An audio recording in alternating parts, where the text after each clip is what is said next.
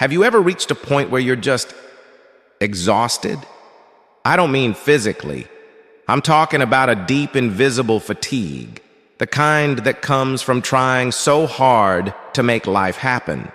You push, you strive, you chase relationships, career milestones, big dreams. You try to control every outcome, every emotion, every timeline. And still, life slips through your fingers like sand. Maybe you're there right now. And if you are, pause. Just for a moment. Because sometimes what we need isn't more effort. It's a different kind of wisdom. The burnout of control. We spend so much of our lives in the illusion of control. We plan every step. We monitor who stays, who leaves. We obsess over when our big moment will come. But here's a truth we rarely admit. Forcing life isn't living. Imagine this. You're trying to hold on to water by squeezing it in your fist. The tighter you squeeze, the faster it slips away. That's what forcing feels like. It's exhausting. And we do it because we're afraid. Afraid of falling behind. Afraid that if we stop chasing, nothing will ever come. Afraid that surrender equals failure. But the paradox is, the more we force, the more life resists. And not because life wants to punish us, but because it wants to teach us. Life isn't your enemy. It's your mirror. What if life isn't fighting you at all?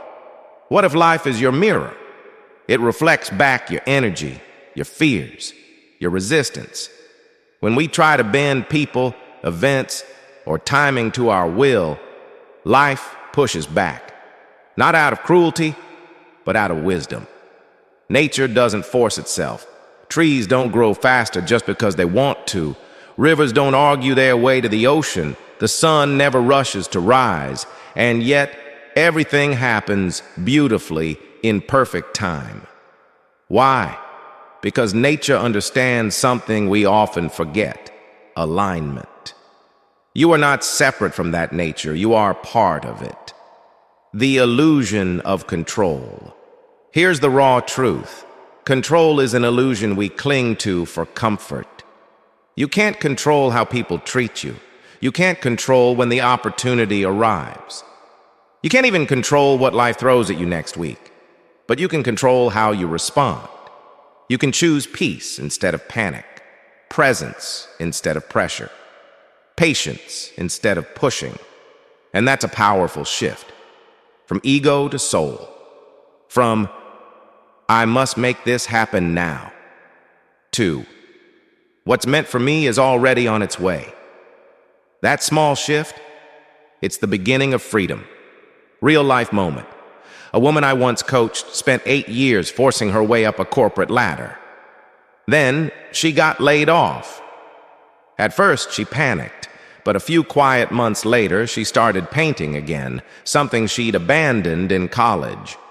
2 years later, she owns a thriving studio and teaches others to reconnect with joy. She told me, losing control is what saved my life. Letting go isn't giving up. Letting go isn't surrendering your dreams. It's releasing your grip on how and when they must arrive. You still show up. You still do the work. But now, your action is inspired, not driven by desperation. You still care, but it's peaceful, not panicked. And something amazing happens. When you stop forcing, you start noticing. You see the open doors. You stop begging for crumbs and wait for the feast. You attract people and opportunities that match your calmer, clearer energy. Because life responds to energy more than effort.